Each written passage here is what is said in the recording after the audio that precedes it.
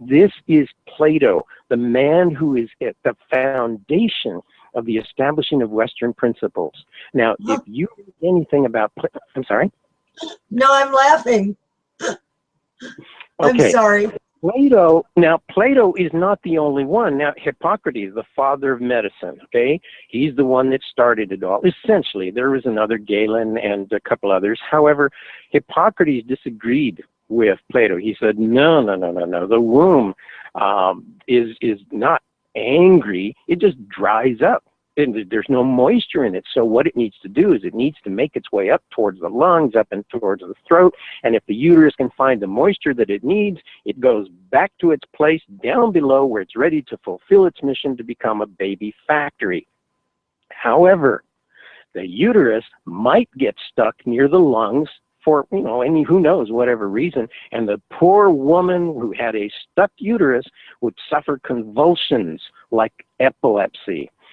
Arietis, a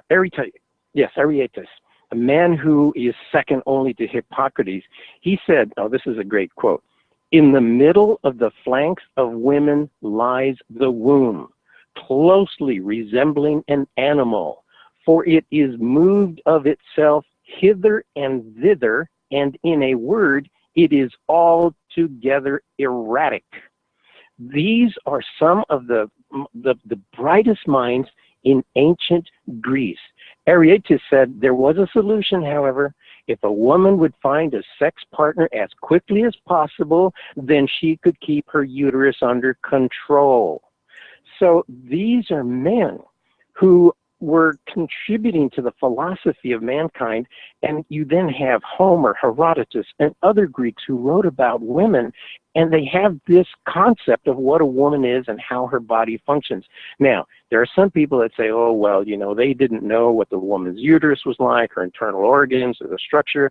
There is evidence in several Egyptian medical scrolls that shows that the Egyptians themselves BC had already put the womb under the knife. They knew what it looked like and where it was located. And the Greeks, who ultimately conquered because of Alexander the Great, who conquered the Egyptians, knew about this. Cleopatra was a Greek. She wasn't Egyptian, but you all know that. Now, here's some other very quick, and I beg your indulgence here.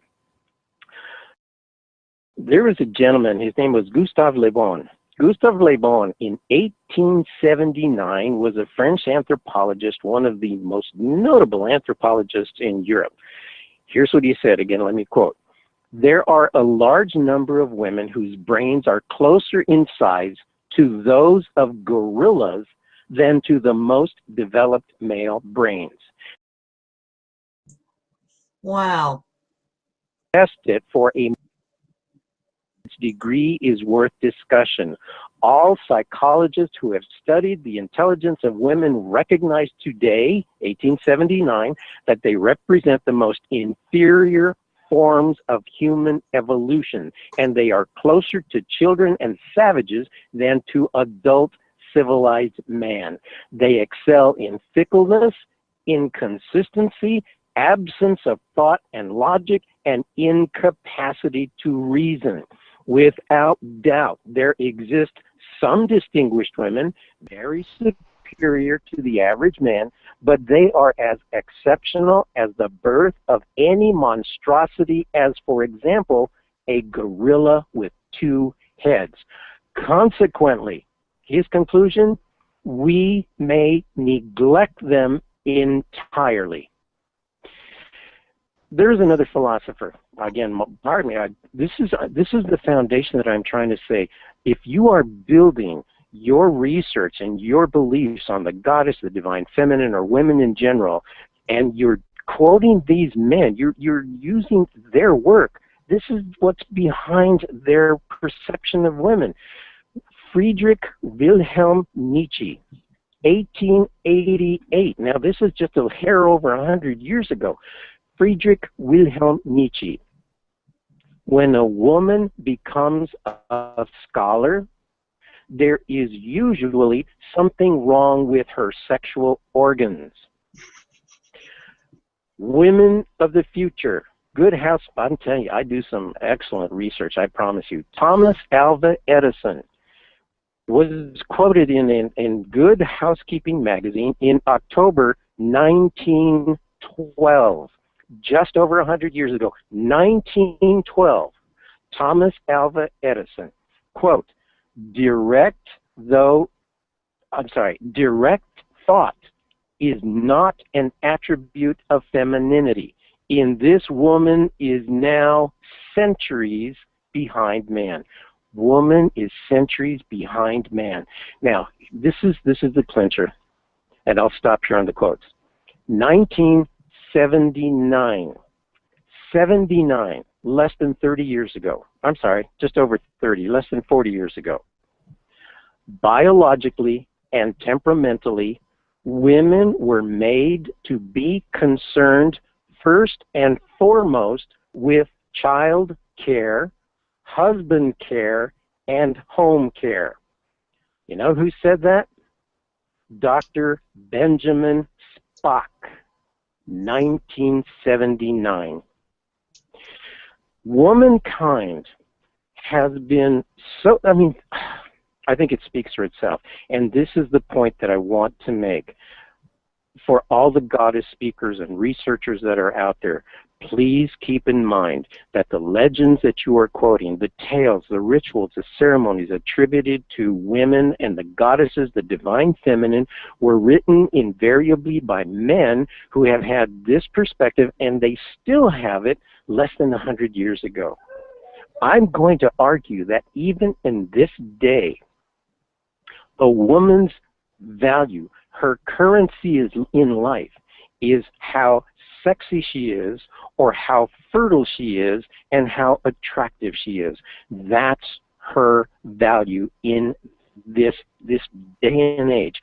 And so in the lost history of womankind, what I have done is said, look, we've got to go way past these guys. We've got to look at things like the Venus figurines that are dated to 20, 30,000 years ago. We've got to look at evolution itself. We've got to look at humankind. How did it evolve? How did it develop? And it undoes. That research, medical, scientific research, undoes all of these comments. And so, and I know I'm going on, and I know you need to take a break, but what I'm going to say is this. There is a reason why we are stepping forward, the Semsia elders, my family and I, and a handful of women that I was so fortunate and honored to meet in August. One of the problems that I have even to this day, and I was just quoting Dr. Spock, and there's so many supposed truths out there that simply don't make any sense, and they've been perpetuated essentially by men, but they've also been bought by women. Women have accepted the premise, and they've gone with it. And let me give you, at the heart of what I am trying to do with my family and my friends and the handful of ladies from August, there are some myths even in this moment. Just 2 days ago, there was an article in the internet, and I apologize, it was a Times writer, writes for CNN, and he was saying it is absolutely vital that we work hard as we can to save the planet. We need to save the planet. There is pollution. There is all kinds of problems that we're causing. We need to save the planet, save the planet, save the planet. And here's a problem with that. Ladies and gentlemen, with the greatest degree of respect, I believe, yes, that there is pollution and things that we need to deal with. However, it is not to save the planet. Planet Earth has undergone being an ice ball, being covered with snow, tectonic plates, earthquakes, volcanoes, pollution, where there was no oxygen in the air. We are not trying to save the planet. That is absolutely a misnomer. We can't save the planet. What these individuals are saying is actually we need to save humankind. But somehow it's much nobler and grander to say we're going to save the planet. No, let's be very honest here. We're concerned about pollution so that we can save humankind. The Earth can be covered in smog, no oxygen, fire, flame, volcanoes. It will survive. It has survived for billions of years, and it will survive long beyond us. We're not going to save the planet. Let us try to save humankind. But you know what? One of the reasons that I am not invited to gatherings like conferences and others is because I'm saying save the planet is wrong. But there are businesses who are generating profit and they're working because their mantra is, let's save the planet. I'm sorry, you're wrong. You're not trying to save the planet. You're trying to save humankind. And so there are other people, well, we need to save, we need to heal womankind. We need to heal mankind. And I don't have a problem with the idea of helping people. Absolutely, you want to help your brother, your sister, and men and women in other places. However, if you heal an individual but you do not remove what causes the injury, that healing is temporary. So healing is nowhere near as important as dealing with the cause of the injury. Now, having just those 2 points, and there's so much more I would like to say, here's my position with the CMC elders, what we agreed on, what I am trying to do. There is a lost history of womankind, and I am trying to preserve that. I'm not going to save womankind. I'm not going to save the planet. I'm not going to save anyone. I'm going to save the history. Hopefully, sometime in the future, things will happen and there will be a change where women can step forward, assume their rightful place as leaders in our destinies, and the lost history will be preserved for them. The second part of my task, my self-assigned task, is to preserve the lost culture of womankind. What were the real mystery religions? What were the real rituals? What was really behind the mysteries that these men tried to interpret and write? So I'm trying to save the lost culture. Again, I'm not going to save the planet. I'm not going to save humankind. I'm not going to save the world. What I'm going to do is to preserve a history and a culture that I think is absolutely vital and necessary for humankind's potential future in the stars. I come from a group of people, an individual group of people who suffered at the hands of European invasions. It's funny to hear people talking about, immigration laws and that. Native Americans had bad immigration laws. I mean, they just came in. And one of the things that happened to Native Americans is that they were decimated. They were essentially destroyed. And elders realized, look, we're not going to be able to fight against. We're not going to be able to remove this cause of injury. So rather than try to fight and defeat and destroy them, it doesn't work. Let us preserve our own culture. And so then you have the birth of powwows. You have the birth of traditions and dressing and interacting in gatherings. And that is precisely what I want to do. Look, I'm not going to save anyone or save anything or the planet, but let us save the history and the culture of womankind that has been buried by men like Homer, Herodotus, and Hippocrates, and Socrates, and Plato, and all these men. Let's preserve it for the someday when women will step forward and assume their rightful place as leaders. And I must give tremendous credit, one, to my family for their support. I couldn't do it without them, my immediate family. But two, in August, where are we now? Almost October, just last month, in August, I had a gathering here in Phoenix and invited people, and they came in from all over the globe. And there are a handful of women who are remarkable, the way they responded, their desire to step forward and to help us. They want their own regalia. They want to learn the dances. Hopefully next month in November we'll have a circle where we'll begin to teach the dances. In February we're going to have another gathering. But these ladies are remarkable. I mean, Ada, Fran, Ramona, there was, oh my God, I apologize. There's so many, Karen and Kathy, and dear Marin, and my angel Walleen and her granddaughter Teal. Thank you, ladies. We want to preserve, and we're going to start to preserve the culture. In February, we're going to hold another gathering. We're going to teach the dances. We're going to teach the history. I'm going to take them to some of the ruins so that they can dance and participate in ruins out there. I'm trying to preserve the lost culture. That has to be done by women. The history, I'm proud, and I will continue to provide the history and the science and the medicine and what goes into our research. But that's why I'm not going to be invited, other than to some renegade talk show host like Rebecca and JP, because our work says whatever you're saying about the goddess, whatever library of 100 books you may have on the goddess, they're not old enough, and they've been written by men. And here's an example of what I was just sharing with you. Men have had an agenda to absolutely prove their domination, their superiority, and they're wrong. I apologize. I know that you need to take a break, but there's some other medical and scientific evidence that I would like to talk about.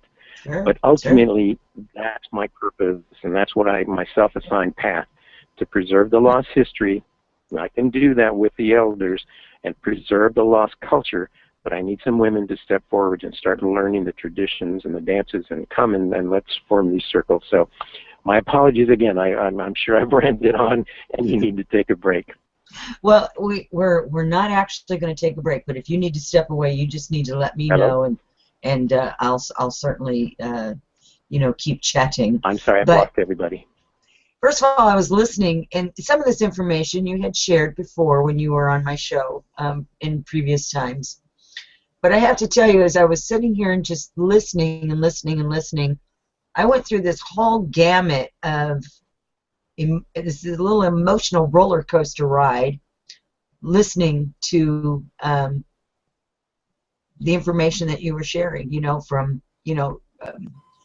almost, belly laughing from some of the ridiculous quotes that were these men believed, to outrage, to shame for some of the things that has transpired on this planet, to tears of how sad this all was, to joy and hopefulness of pulling this information out and sharing it with the public.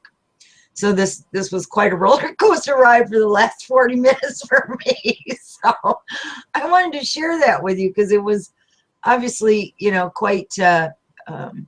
quite poignant in order to be able to elicit such a response. So I'm sure there was other people, and I am hearing other things from other people as you've been talking, and some of the ladies out there are laughing at some of the quotes, not at you, but at the belief systems that I understand has stuck through, right? They're funny and they're tragic.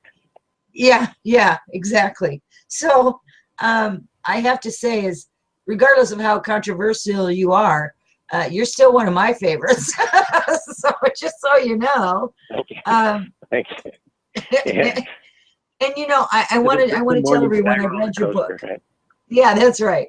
I want to tell everyone I read your book, and I listened when the first time you come on. You were really, and I have that, by the way, is in my archives on my website, that original show you did with me. So if people wanted to go there and listen to kind of the history and this was in your first book, because your second book you added more information and it was different. And you really got some very explicit information out. You got some extremely beneficial background and where the birth of God and the whole Star People thing came in, and information about the elders and some of the structures, if you will, of the elders and the stories and the traditions that you're still trying to bring forward and integrate back into humanity.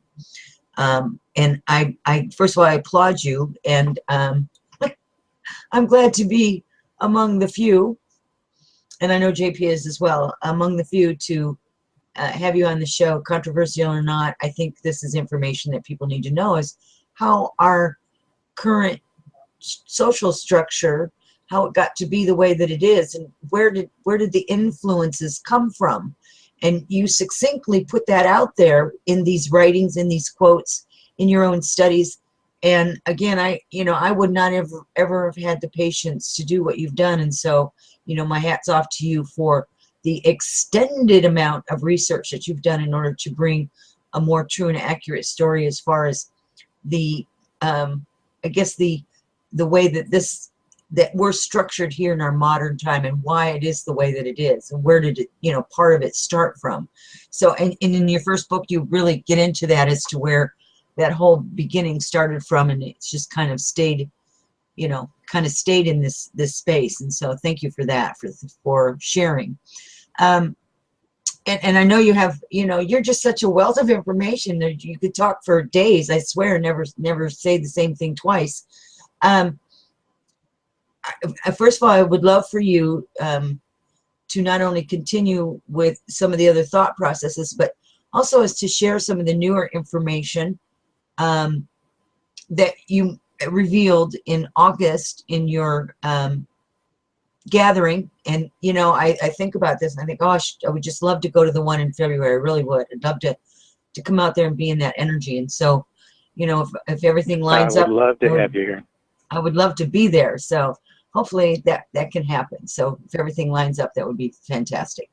Anyway, if you will, I'm just going to kind of let you roll with it. If you ever need to stop and take a break for a moment, please let me know. Otherwise, I'll interject when I think I need to share something or whatever. But other than that, I just love listening to you. Well, thank you. Thank you. As far as needing to take a break, as my ladies from August will tell you, we went for 3 days, and Robert did not run out of material. So I'm very fortunate, very, very fortunate. and I would like to, I'd like to give you some scientific information. Right now I've been talking about maybe some of the history and the social problems that have been levied upon women. But, it's one thing to make some of these statements and study history, but what is the point? Is there any justification to there being a lost history of womankind that has substance, not just legends and myths and rituals and ceremonies? And so I would like to share some of, very briefly, an overview of some of the subjects in August. But here's some science, medicine, medical, biological, physiological evidence to support what I am trying to say. And there's some extraordinary revelations in this that women need to know.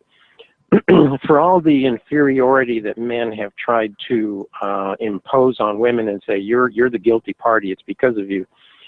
Here's some of the science, and this is the part where the elders approached me and said, is there any science to support this? And I have to be honest. I've met, I cannot tell you how many, probably hundreds of speakers who have come to me and they've given me information, or they want to give me information, and I hear their stories, and it's like there's no evidence to it. There's nothing to support it. They got it from another dimension, or they were what is it? They psychically attuned to it. They channeled it, or something.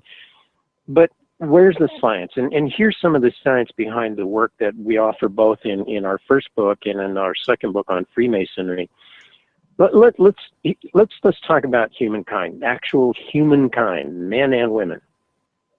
Apparently, according to the best scientists of our time, life appeared on Earth about 3.5 billion years ago. Okay, 3.5 billion years ago. And life did not begin on this planet. It is now the consensus that life cells, life seeds, whatever you want to call them, came from another planet. They came from another galaxy. They came from someplace else. There are 4 prominent theories. Stephen Hawking, you can look him up and look up what is known as panspermia. There are 4 principles of panspermia that say how life appeared, how it landed on Earth. The most the first principle is lithopanspermia, which says that life seeds, life cells were on a rock that hurtled through space from some other planet on our, and it's fascinating. I interject real quickly what they're discovering on Mars. There's water on Mars. Fascinating. Something that we had talked about maybe 30 years ago in some of my work. But at any rate, I segue inappropriately. Lithopanspermia. Life came from another planet. It was on a rock that got knocked off of the planet by a meteorite, hurtled through space, landed on Earth, and took hold. Ballistic panspermia. Maybe it came from another another planet somewhere in our galaxy. Now, directed panspermia, number 3 in the theory, says that life cells were directed here by some form of intelligent design somewhere out in the solar system, the galaxy, or the universe. Life cells were directed to this planet. The fourth premise, the fourth corollary in the theory, says that there is intelligent design panspermia, which means somebody brought life seeds to this planet. Ultimately, life was not born on this planet. Human life was not born here. It came from somewhere else. All right, 3.54 billion years ago, life seeds appeared.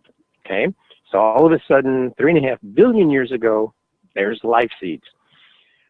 And what happened is, after 3.3 billion years, approximately 160 million years ago, I've heard one estimate a little older than that, 160 million years ago, one cell that had an X chromosome broke into, and you know there are 4 arms on the X chromosome, it broke, it mutated, it changed, it altered, it transformed, it morphed. I don't know what the word you want to use, but the X chromosome became a Y chromosome.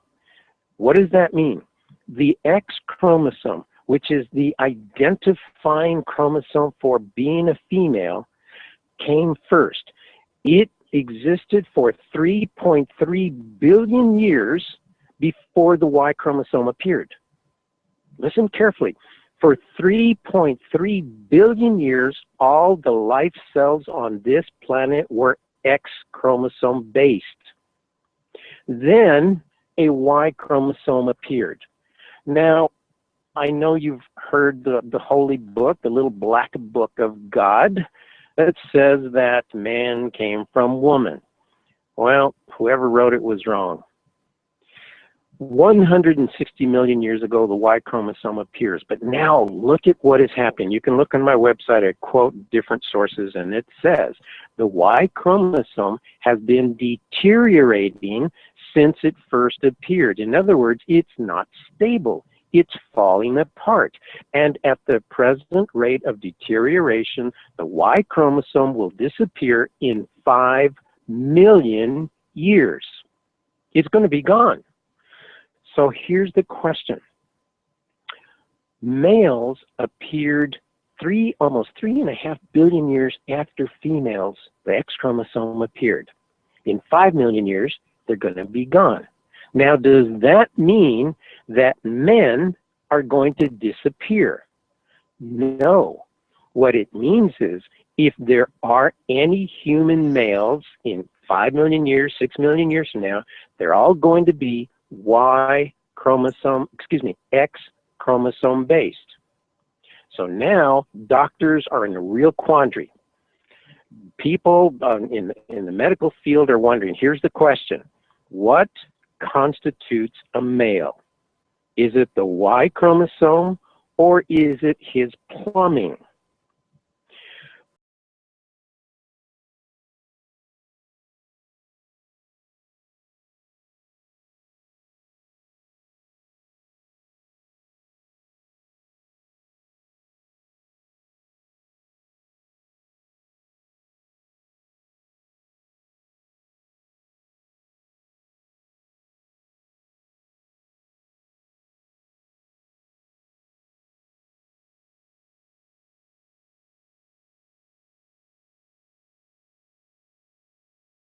Test it for a degree is worth discussion. All psychologists who have studied the intelligence of women recognize today, 1879, that they represent the most inferior forms of human evolution, and they are closer to children and savages than to adult civilized man. They excel in fickleness, inconsistency, absence of thought and logic, and incapacity to reason. Without doubt, there exist some distinguished women, very superior to the average man, but they are as exceptional as the birth of any monstrosity as, for example, a gorilla with 2 heads. Consequently, hither and thither, and in a word, it is altogether erratic. These are some of the brightest minds in ancient Greece. Arietius said there was a solution, however. If a woman would find a sex partner as quickly as possible, then she could keep her uterus under control.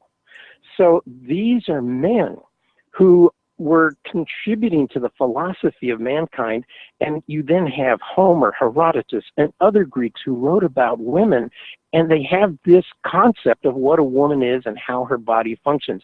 Now, there are some people that say, oh, well, you know, they didn't know what the woman's uterus was like, her internal organs, or the structure.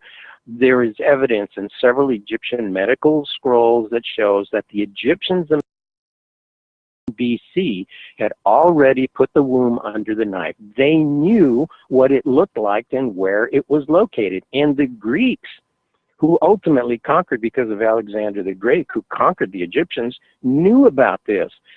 Cleopatra was a Greek. She wasn't Egyptian, but you all know that. Now, here's some other very quick, and I beg your indulgence here. There was a gentleman, his name was Gustave Le Bon. Gustave Le Bon, in 1879, was a French anthropologist, one of the most notable anthropologists in Europe. Here's what he said, again, let me quote.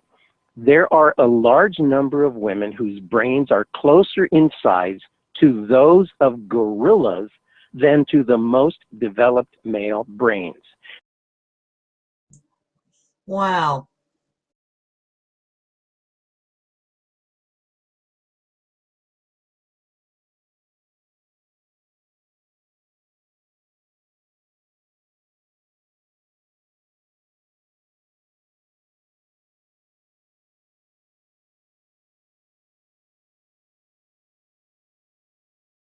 This is Plato, the man who is at the foundation of the establishing of Western principles. Now, if you read anything about I'm sorry? No, I'm laughing. I'm Okay. sorry. Plato is not the only one. Now, Hippocrates, the father of medicine, okay? He's the one that started it all. Essentially, there was another, Galen, and a couple others. However, Hippocrates disagreed with Plato. He said, no. The womb is not angry. It just dries up. And there's no moisture in it. So what it needs to do is it needs to make its way up towards the lungs, up and towards the throat. And if the uterus can find the moisture that it needs, it goes back to its place down below where it's ready to fulfill its mission to become a baby factory. However, the uterus might get stuck near the lungs for, any who knows, whatever reason, and the poor woman who had a stuck uterus would suffer convulsions like epilepsy. Arietius, a man who is second only to Hippocrates, he said, this is a great quote, in the middle of the flanks of women lies the womb, closely resembling an animal, for it is moved of itself